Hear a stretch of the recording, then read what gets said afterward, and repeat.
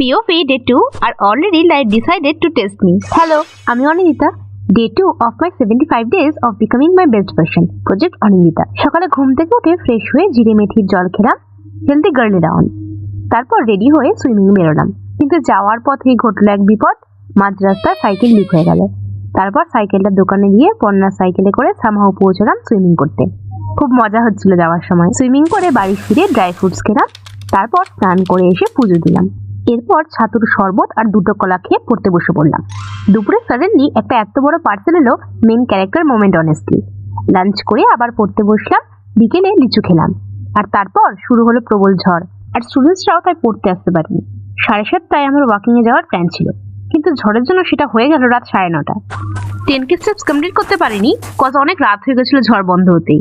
তবুও হাল ছাড়িনি, পাড়ার মধ্যেই আমি আর ভাগ্নি মিলে 8K স্টেপস কমপ্লিট করে বাড়ি ফিরলাম। তারপর বাড়ি এসে ফ্রেশ হয়ে ডিনার করে finally crash out. Day 2 was a little bit imperfect, but we are still showing up. Tata, আবার কাল দেখা হবে। ফলো করে রেখো, because this glow up is getting personal now.